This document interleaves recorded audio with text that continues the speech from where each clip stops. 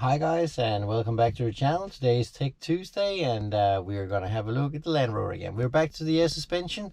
We fixed the front end last week, so let's go ahead and fix the rear and the back. I'm actually thinking about changing my dryer, and that could also be one of the reasons that you might have trouble with it. I've been driving a lot of off-road here over the last half a year with a lot of dust and a lot of water as well, so it could very well be that it needs to be cleaned out a little bit. So let's go ahead and have a look at how that looks like.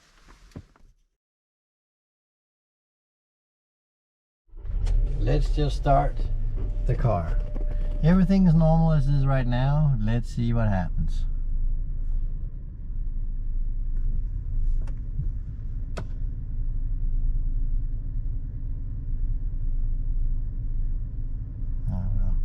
Right now nothing happened, but sometimes it'll time out because it cannot generate enough air to the cylinder in there, and if that's the case, then you get the suspension fault coming on in yellow as well, and that can happen too. So where is this air dryer located on the Discovery 3 Land Rover 3? This is the V8 4.4 liter, a normal gasoline, not diesel or anything, but this is where it's located. Basically on the left side of the vehicle, up underneath up here, you can remove this panel that's up here.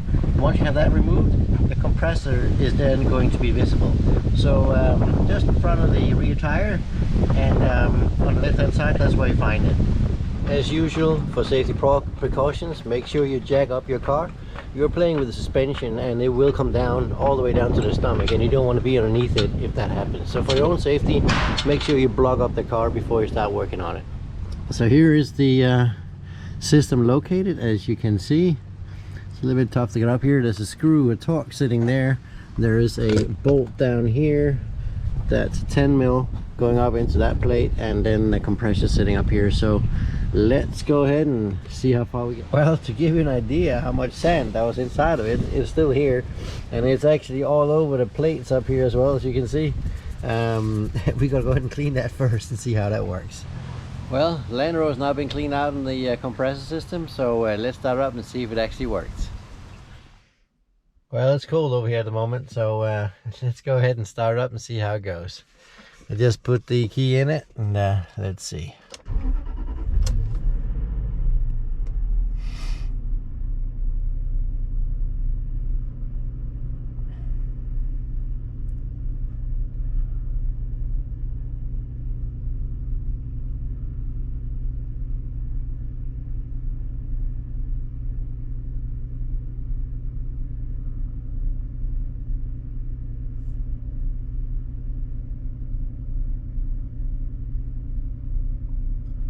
It's elevating a little bit in the back right now, but that's because I had elevated up and jacked it up, so I lost a little bit before I took the security relay and the relay off. But now it's back where it's supposed to be. Well, it looks exactly like it's been fixed. No sign coming on. I'm quite happy with it. It's ready to go out and go driving again.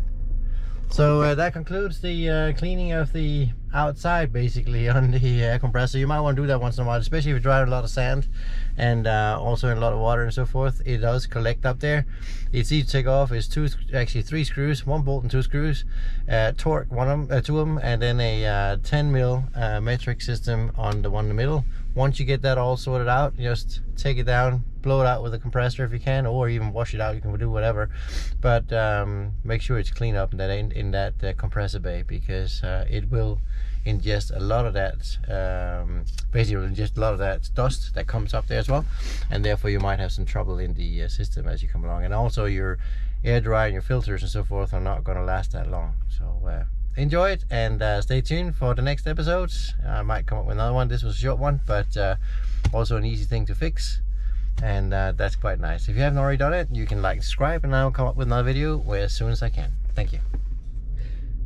I've just elevated a few times up and down. The compressor shuts off and everything's fine, and it has air in the system, so the cleaning was a good idea, and at least it's gonna last a little bit longer before I have to change the filter again, or the dryer.